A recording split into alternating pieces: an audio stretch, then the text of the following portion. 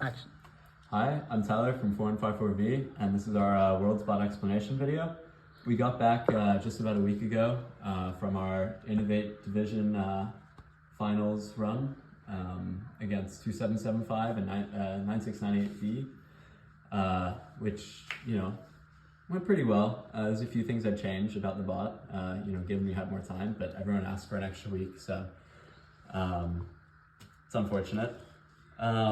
But this bot was pretty unique, and so I figured we should probably make an explanation video for it, since it's a one motor double fly angle changing single shot or triple shot snail. So for our double fly, we ran 2160 RPM. We did this by gearing down 3600, 36 to 60. And a lot of people also noticed and pointed out that these flywheels are different colors. They're actually both double stacked 3-inch 68 flex wheels, but on the one side, because it's all geared together, so we couldn't change the distance between the wheels, we had to find another way to tune compression. And so the way we went about that was by taking 5 different 45A 2-inch flex wheels, gutting the inside, and then wrapping them around the wheel. So you can kind of see that there. So the way it worked was, it was the intake of a normal snail. And so when it intook, it just, brought them up into the hopper. Oh, it's gonna jam too, but all the bands are old and everything. And so when it intakes, it just takes it up into the hopper. And then when it outtakes, you can kind of see it pushes it forwards. So that was how our motor indexer worked, which shot them one at a time. But all the complexity of the bot came from also making this a triple shot indexer, so we could push all 3 out at the same time. And then obviously also the angle changing. And so why this was so complex is because we basically had to screw joint our entire hopper, so everything had to pivot at once. Instead of just having a blooper, because we decided we wanted to also have triple shot, which actually helped us a lot in many matches, just when we didn't have a lot of time to score, but we wanted to shoot all 3. And so instead of just using a blooper like many other teams, we actually built our entire hopper on a screw joint right here. So you can kind of see, it rotates around this one screw going outwards. It's a little bit scuffed, but it was the only way that we can make it work. And that's only because we had to make it pivot on the same joint, on the same hole as where we have our final intake, our final stage of the intake. So we have 1.65-inch flex wheels right here that run in line with the screw joint. And that was just so that we could intake at while the flywheel was up, or while the hopper was up, or while the hopper was down, either way without issues. Definitely a lot of work and caused us some issues at times, but I'd say in the end it was worth it. One thing that I can say about this bot is everything was very well thought out. While we did run out of time kind of at the end with a few little tuning things, like expansion and then also triple shot from auto triple shot from midline. For the most part, everything was very complete, very well tuned, and worked, flawlessly, again, except expansion. And so I'll just give a better look at the bottom side of our shooter. Battery's kind of in the way. Here, can you hold that up here? There we go. So again, with the single shot and triple shot, it was a traditional motor indexer. When we reverse the intake, we had a ratchet here, which spins in the one direction, but then pulls the chain in the other. But then for the triple shot, I'll lift the bot back up to get these out of here. We had 2 pistons. We had a piston that ran right underneath where the disc sat, and that was connected to 2 standoffs that ran on a linear slide, which was actually just 2 high shrink shafts running right there and right there. You can kind of see the slide. We took inspiration from a lot of the punchers and slingshots when we were designing the rails. And so if I do this, you can kind of see they slide forwards. And so those were the backstops for our hopper, but then they also slid back and forth, just a single shot or just a triple shot. So that was how our triple shot and single shot mech worked, and then also how our angle changer worked in the Flywheel. Another thing that I'm very proud of on this robot is actually our intake. So we had an intake that could lift up like many other bots. So we just had two pistons that were mounted back here that when they retracted, it pulled up the intake. And so what that allowed us to do was drive towards the triple stack. And we actually had it just at the right height. Struggling with buttons. We actually had it just at the right height so that when we drove into it, it would start intaking before we actually lowered it. So then once we lowered it, again, it's old, but you know, at the time it worked. So it was able to intake all three into the hopper. We never had issues in match with that. But then another big thing about intake is not only was the intake mounted on not only was the flex wheels mounted on a pivot, but also the intake slide itself could also lift up and down. And so what that was for was crossing over the corners. We really wanted to make sure the drive was able to you know, cross over the barrier anywhere from either side.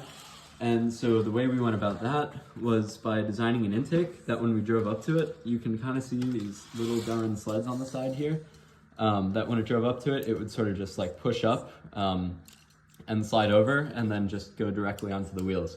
So we could actually drive over the barrier from any direction and there was no place that we could really get stuck on, which was a thing we noticed a lot in local competitions and also at states at times. Now, a lot of the gearing for the intake is, well, a lot of the chaining for the intake looks really complex. Everything's double chained. There was no single points of failures at all in the spot. I think overall it turned out pretty clean. The bot weighed 19.5 pounds, which I think for what it is quite impressive. It looks very, very dense and very heavy because there's a lot of Darwin that blocks a lot of eyesight. But if you were to take these off and if you were to take off a few other pieces, you could see through most of the bot. Looks like it looks like it was overbuilt, but it's actually pretty minimal structure for what it is.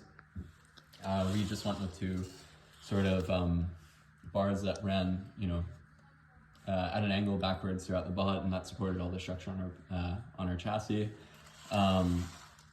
Oh, in terms of pneumatics, we ran two tanks, but they were separated, so they weren't together.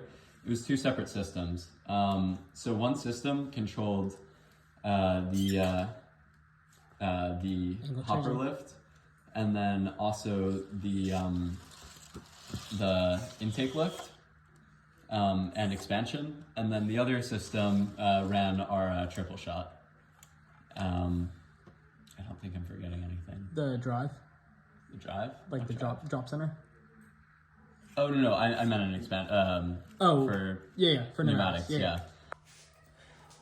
Right, so phone storage ran out, but there was a lot of stuff that we only used once on the bot for pneumatics, so we ran that all off one tank, and then, and also stuff that we like really couldn't lose pressure on. So, because if we lost pressure on the flywheel lift, we were kind of screwed. And so that's why we, you know, added that onto the tank that, you know, we barely used. And so we made sure that we didn't, you know, overuse that. And so we ran the triple shot off its own, just because if that ran out, we could always single shot, and that wasn't an issue for expansion or anything. A few more things to mention about the bot is actually our intake motor mounting. So you can't see it here. You can't see the motor too well. Actually, you can kind of see it from behind. Yeah, so right there. The motor sits right in there. That runs out through this piece of Delrin right here and into here, which chains up to there. That's the only single point of failure on our motor, or on our entire intake, which we tried to avoid, but because of spacing with this gear, we weren't able to, and also expansion. I mean, everything's just so tightly packed. But it's pretty well protected. Yeah, so we made sure it was very well protected. We individually selected every single link of chain to make sure, and tested it to make sure they weren't going to snap apart. I'm not even kidding. I like green stuff. There were so many just painful things that we had to do on the spot. But yeah, so the really special thing about our intake mounting is that it's actually not our intake motor mounting is that it's not mounted to any metal. It's just mounted to the sheet of Delrin. So it took a lot, I think it was 3 or 4 tries in CAD, and lots of messed up cuts. But eventually I figured out, what I was doing wrong with the CAD. I think I was using wrong units of measurement or something when I went to go make the holes for it all. So it was kind of just like wobbling, but eventually we got it right. And since it was the only place we could really mount our motor and we didn't want to add extra metal, we just mounted it completely off the plated Delrin, which is something that I actually saw on 9364 Ease bought, I think early season last year. I think it was their 10-bar lift. And they said, don't do it, but I don't think we really had an option in this case. And it worked out for us. I guess quick touch on coding. We just used a simple Auton selector. I know a lot of teams use the exact same one. Shout out Rocco. Yeah, we love you, Rocco. Take your shirt off. Do you want to touch on drive? The drivetrain? Yeah. Yeah, so, I don't know how I haven't mentioned that. We ran 480, 2.75, 6 wheels with drop centers. And so the way we did that, I mean, other teams have done it before. It's not anything new. But we actually, so you can see that we mounted this one off a normal bearing flat. We also used all axles because we just, I don't know, screw joints were a lot of work. And axles, you can get really low friction on them. So anyways, these ones, the front wheel and the back wheel were actually mounted off a bearing flat that was mounted inside the chassis. I believe we got the idea from Joey 4082. So thanks Joey for that.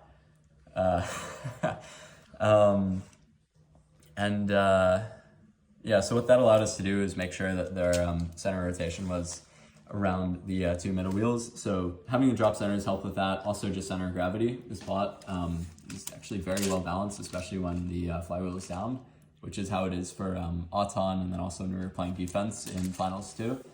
So although it looked like it could tip at times, there were actually a lot of fail safes to make sure it couldn't. And the center of gravity, and then also having a little bit of extra room in the front and back of the chassis to make sure if it did rock that, it could go all the way back to here and, still fall forwards. Or in the front, I mean, it was even crazier.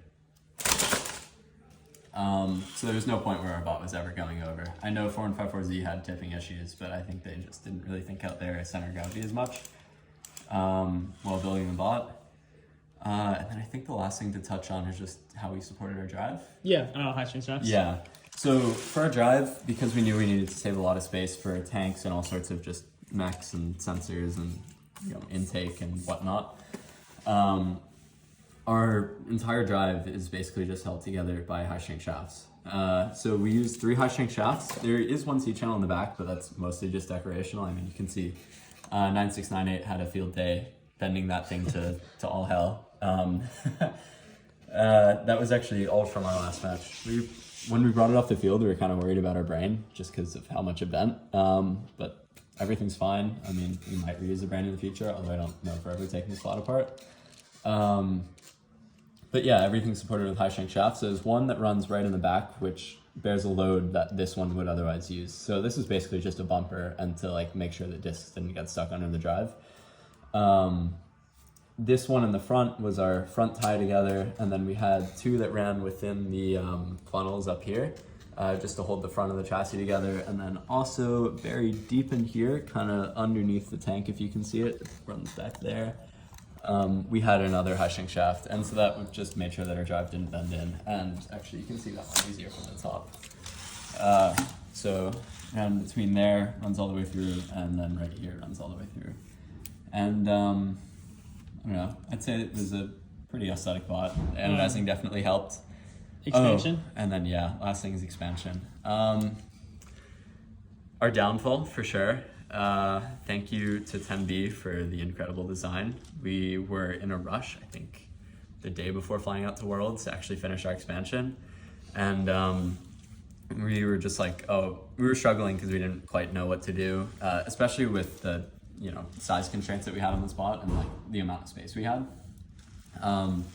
So they actually had a really good design where it was just a single piston that used a high strength bearing flat. That when you had your band here, and so when this slid out, it would release and would fire the expansion. And so that fit just perfectly underneath some of the gearing for our rollers. And actually, I don't remember. Did we run 60 RPM rollers? I think we ran 60 RPM rollers. I don't know. I could do the math, but I don't want to. And so that was our expansion mech. It worked pretty well until it didn't. Actually, it didn't work very well, and then we figured out how to fix it after that. We didn't really have time to test it, and so we sort of just, because we had seen the design and it was a proven design, we didn't really have a whole lot of time to test it before flying out for Worlds. So we sort of figured that was one of the things that we had a lot of faith in the bot, because it had been tested by other people. And turns out that was a mistake. It worked for others, but I think just the way that we implemented it on our bot, it was a little bit different in the way that we wrapped it, and so it sort of sent the nuts flying up a little bit, which only affected us in qualification 2 or 3? 2, match 42, yeah. Yeah, match 42. So because of the pairings, I believe we were up against 9364A and... No, B. 9364B and who was the other? No, we were with Bangarang. We were definitely with Bangarang. And I don't remember the other team, but we knew we had lost the match points-wise. That was the only loss we had. We went 9-1 at Worlds, but we had gotten win point in that match. And I think I just forgot the rules. And so we figured, what better time than to test our expansion. We knew we weren't going to win, so we fired the expansion. And here, I can show you how it fires. So it fired, and this is after we modified it. It went up, and it landed on top of the field wall with one little, like a millimeter of the rubber band passing through the net. Even though it landed on the field wall, which was technically in, but because a millimeter of the rubber band was passing through the net, not that it was caught in the net or anything, it was ruled as a DQ, and we lost out on the win point, which meant that we tied Jackson area with, I believe, 2.67 win points or something. We tied them on win points and then lost them on odds-on points. Shout out Sammy. Yes, we love you, Sammy. And Josh. True World, yeah, and Josh, can't forget about Josh. True World champions. But Worlds also could have played out very differently. So we were the 2-seed alliance in our division. 2775 was seed 1, 9698 was seed 3, and 2011 C was seed 4. Yeah. And so that's how finals played out? Yep. That's how finals played out. 4 release? Yeah. And then just Roller Mech and C Channel is the last thing I think. Right. Roller Mech and C Channel. Shout out to Justin. We love you. Thank you for the beautiful gold C Channel and black and gold. Yep. Just height of rollers? Oh, height of rollers, right. I think, I don't know rollers to compare it to, but I think we hit pretty even on, but then because of the weight of the bot and just the low center of gravity, it worked pretty well for us. Didn't miss anything at Worlds, right? Yeah, we never had issues with the Worlds rollers. I know a lot of teams did, I think just because of our training and like just the way we hit the rollers. And then just battery mount's last thing. Oh, yes, battery mount. So, I said a lot about our center of gravity, and it was great at Worlds. But in the days leading up before, we had our center of gravity was a little bit off, I'd say. There was a video where I was, rocking back and forth. It took some effort, but eventually I got the bot to tip over. And so that kind of concerned us. And so what we did is remove the battery mounting, which used to be in the back right above our brain. First day Worlds. Yeah, first day of Worlds. We added some standoffs here with a steel C channel here and mounted our battery in the front, and that just completely evened out our center of gravity, and we never had an issue after that. One last thing I wanted to add, because I just noticed it when I lifted this up. Just some really cool things about the bot, like just some small details that otherwise would just go unnoticed. So these two pieces of Delrin, because it's tilted back, it had to work at both angles, and so this is what guided the discs in. So it could guide in at low angle or high angle, and so these two pieces of Delrin kind of slid back into this half cut, where there's actually another piece of Delrin mounted to the back. There's no good way to see this. Just like the typical snail. Tiny little laser cut like slits in there, so that these could slide back through the slits and always be held in place. And just the tensioner. Oh yes, and then also the tensioner.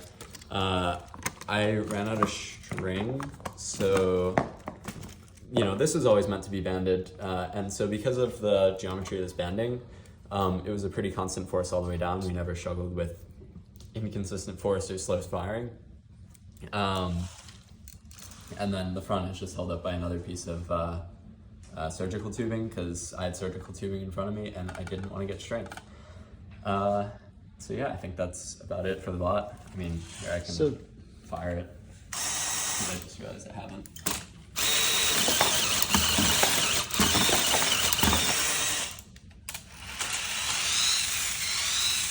And our PID was decently well tuned.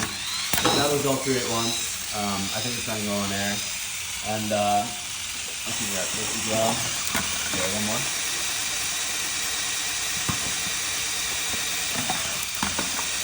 And that was our final shot.